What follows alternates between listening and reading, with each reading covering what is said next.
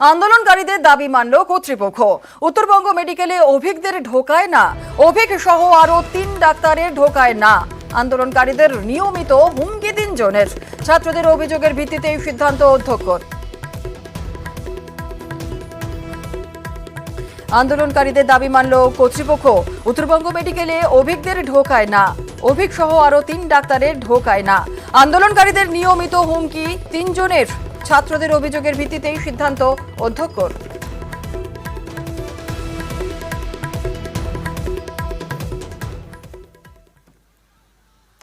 আসছি পরবর্তী খবরে। রূপনারায়ণে ধস আতঙ্ক, বার অমৃতবেরিয়া গ্রামে আতঙ্ক।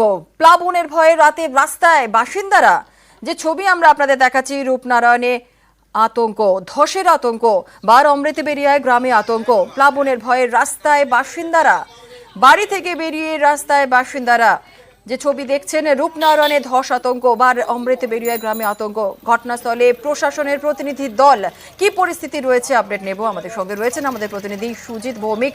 সুজিত, যে ছবি আমরা দেখছি, আতঙ্ক, রূপনারায়ণে ধস আতঙ্ক, গ্রামবাসী যারা রয়েছেন আতঙ্কে রয়েছেন, প্রশাসনের তরফ থেকে কি বলা হচ্ছে? প্রশাসনও আসরে নেমেছে এবং প্রশাসনের স্তরের শুধু সেচ দপ্তর নয়, জেলা একই সঙ্গে ব্লক প্রশাসন, জেলা প্রশাসন, তারা কিন্তু একেবারে তারাও রাতভর কাজ করেছে। কারণ বাঁধে ধস নেমেছে, রূপনারায়ণের বাঁধে ধস নেমেছে এবং আতঙ্কিত মানুষজন বাঁধের উপর আশ্রয় নেয়, চলে আসে। তারা নিজেরা কিন্তু আতঙ্কিত। সবকিছু দেখে প্রশাসনের যারা কর্তারা তারা কিন্তু গোটা বিষয়টিকে সামাল দেওয়ার চেষ্টা করেছে রাতেই, এবং বলা যায় এখনো কাজ চলছে। বাঁধ যে ধসে গিয়েছে, যেখান থেকে জল ঢুকে যাওয়ার যে সম্ভাবনা, সেখানে কিন্তু মেরামতির কাজ চলছে এবং দ্রুত কাজ চলছে। সারা রাত ধরেই কাজ চলেছে এবং কাজ চলবে, আজও কাজ চলবে, একথা জানিয়েছেন সেচ মন্ত্রী মানস ভূঁইয়া নিজে। এবং তদারকি করছেন জেলা শাসক, পুলিশ সুপাররা।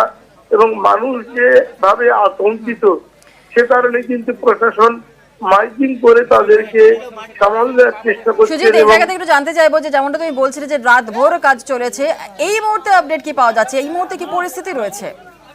এখনো কাজ চলছে এবং স্থায়ীভাবে যাতে এই বাঁধ মেরামতি সম্ভব হয়, সেই কারণে প্রশাসনের তরফে উদ্যোগ নেওয়া হচ্ছে।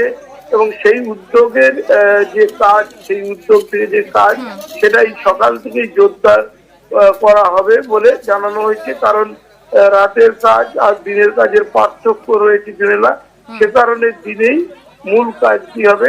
কাজটি হলো বাঁধ সংস্কারের কাজ। যে জায়গায় ধস নেমেছে, ফাটল দেখা দিয়েছে, সেখানেই কিন্তু মেরামতির কাজটা হবে। এবং সেই কাজটা নতুন ভাবে বড় টিম আসছে, যারা সংস্কারের কাজ করবেন, তারা এসে হাত লাগাবেন, এমনটাই জানিয়েছেন প্রশাসন এবং সেচ মন্ত্রী মানস ভূঁইয়া। ঠিক, ধন্যবাদ সুজিত।